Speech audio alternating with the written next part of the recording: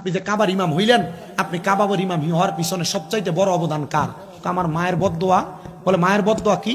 বলে আমার মা যখন আমার প্রতি রাগ হইতেন তখন আমার মা রাগ হয়ে আমার বলতেন আল্লাহ তোরে কাবার ইমাম বানা। পয়গম্বর হযরত ইয়াকুব আলাইহিস সালাতু ওয়াস সালাম, ওনার সন্তান ছিলেন 10 জন। কয়জন? এই সন্তানগুলো দুনিয়ার জমিতে জীবিত থাকা অবস্থায় ইয়াকুব আলাইহিস সালাতু ওয়াস সালাম একজন সন্তানকে উনি হারায় ফেলছেন। ওনার ভাইরা কূপে ফালায় দিছিল, মনে আছে? এই ঘটনা আপনারা অনেকে শুনছেন।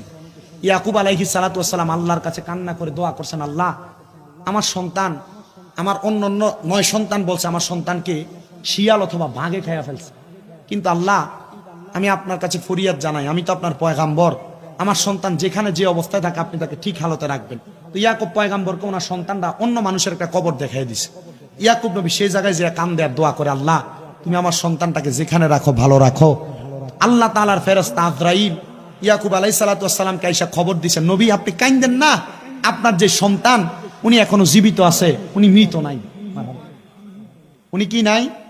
মৃত নাই, উনি দুনিয়াতে এখনো আছেন। ইয়াকুব আলাইহিস সালাতু ওয়াস সালাম কান্না করতে করতে ওনার চোখ অন্ধ হয়ে গেছে। কি হয়ে গেছে? চোখ অন্ধ হয়ে গেছে, অন্ধ। ইয়াকুব আলাইহিস সালাতু ওয়াস সালামের সন্তান হযরত ইউসুফ আলাইহিস সালাতু ওয়াস সালাম, উনি কিন্তু পয়গম্বর নবী ছিলেন।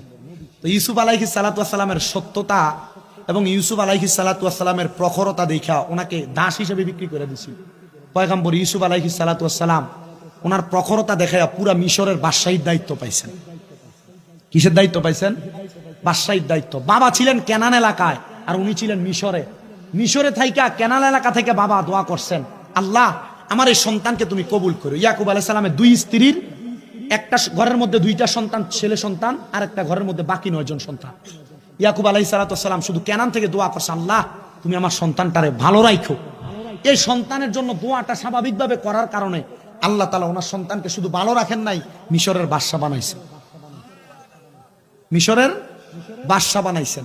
আপনারা যারা এখানে বসছেন, আপনারা আপনাদের সন্তানদেরকে বদদোয়া দিয়েন না। কেন?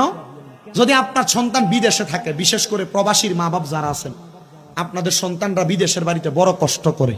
প্রবাসী যারা, এরা বিদেশের বাড়িতে অনেক কষ্ট করে। এই প্রবাসী সন্তানদের জন্য আপনারা একটু খাস করে দোয়া করবেন, কারণ এরা আপনাদের সুখের জন্য বড় কষ্ট করে। সবজি দিয়ে ভাত খাইলেও কয় গোস্ত দিয়ে ভাত খাইছে, মাছ দিয়ে ভাত খাইছে, আপনার জন্য টাকাটা পাঠিয়ে দেয়। ঈদটা যেন সুন্দরভাবে করতে পারেন, এই জন্য আপনারা দোয়া করবেন। মনে রাখবেন, মা বাবার দোয়ার বরকতে যখন আপনার সন্তানের প্রতি রাগ হইব, তখন আপনি রাগ কইরা বদদোয়া না দিয়া সন্তানের দোয়া কইরা ফেলবেন। কাবা শরীফের এক ইমাম একবারে কালো, ওনার মা যখন ওনার প্রতি রাগান্বিত হইতেন, কাবা শরীফের ইমামকে ওনার মা ওই রাগান্বিত অবস্থায় দোয়া করতেন, আল্লাহ তোরে কাবার ইমাম বানা।